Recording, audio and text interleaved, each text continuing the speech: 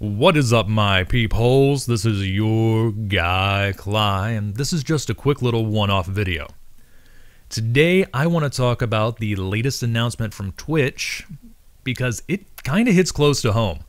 I typically avoid talking about topics like this and the YouTube Adpocalypse that keeps happening, but I've recently announced that I'm trying to expand my content creation horizons using a podcast, and Twitch comes along and gives me yet another avenue to reach more people, and once again, there is a built-in audience for the kind of content that I'm trying to make. So I thought I might as well weigh in on the matter. If you haven't heard, yesterday, Twitch announced the Video Producer Program as kind of a response to YouTube and an extension of their existing video-on-demand service.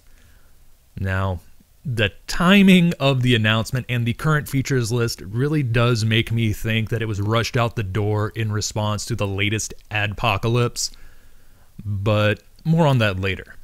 First off, if you have no idea what the latest Adpocalypse is, YouTube has decided to yet again change up the threshold for monetization, where previously it was 10,000 lifetime views.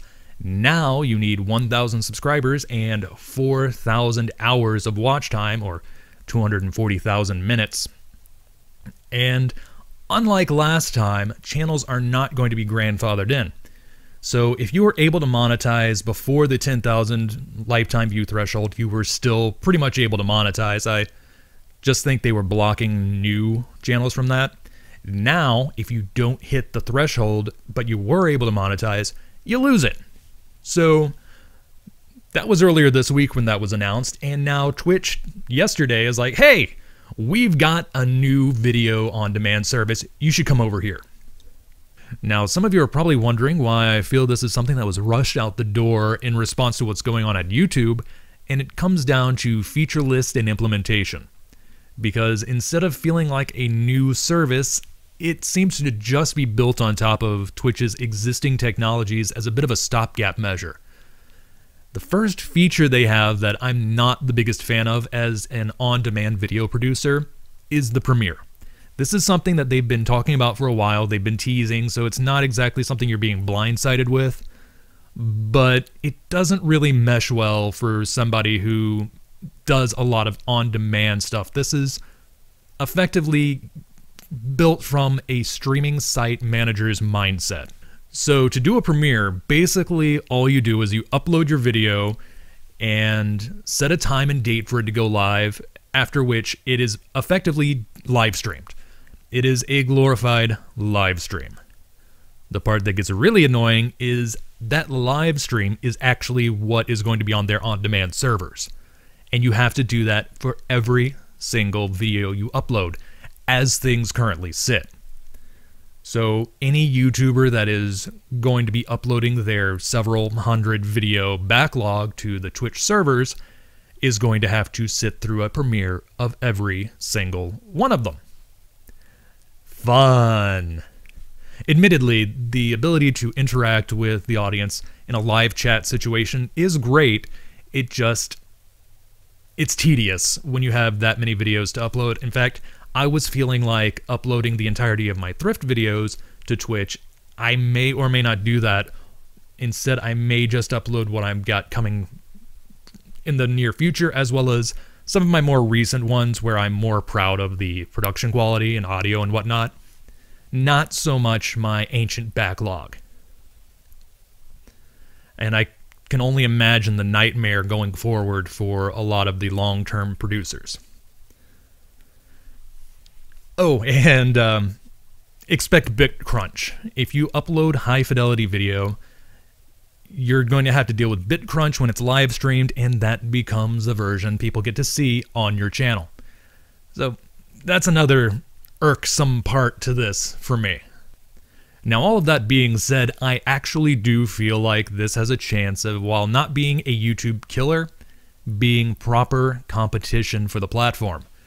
Because Twitch is effectively owned by a mega corporation. It's owned by Amazon, so they have the money to invest in this going forward, and they've already got the infrastructure in place for most of the features they're looking to implement.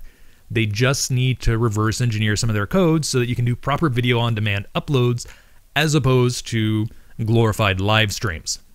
Now there's one last issue I see coming out of this setup because, like I said, Twitch is owned by Amazon, YouTube is owned by Google, and these two corporations have been in a pissing match for years. It's gotten so petty that you can't put Amazon video on some Google devices and you can't put YouTube on some Amazon devices. It's ridiculous. So, from personal experience, YouTube's new, what do I want to call it? The demonetization bot, Mr. Yellow Dollar Sign. Some of you are probably familiar with it. In some of my previous videos, I talked about how I discovered a new keyword that it will demonetize you for, and that keyword is podcast. For the first 24 hours after I use the word podcast in a video, my description, and my keywords, I get a yellow dollar sign. Doesn't mean I've got no ads, it means I've got limited or no ads. And that's anti-competitive. I honestly have started to feel like that is a feature, not a bug. And I would not be surprised if now that Twitch is trying to be direct competition with YouTube with the video producer program, that for the first 24 hours after you launch a video that has Twitch in the title, keywords, descriptions, heck, even the audio, because it seems like it's starting to analyze audio now, you're going to get hit with a yellow dollar sign. And a lot of big channels have been dealing with the yellow dollar sign, so it's not like there's a whitelist for large creators. If that does happen going forward, I can see a lot of large Let's Players jumping ship. And from what I've been hearing, the CPM on Twitch is kind of like the CPM with podcasting. A lot better than what's on YouTube right now.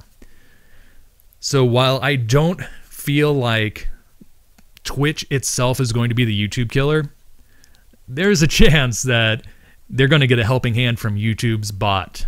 So that's my opinion on this whole thing going forward. It's not perfect. It is competition. It may get better. And that's that. I'm going to go edit this thing right now. I've ranted about this way longer than I intended to. So I'm just going to leave you with, until next time, this is your guy, Kalai, signing off.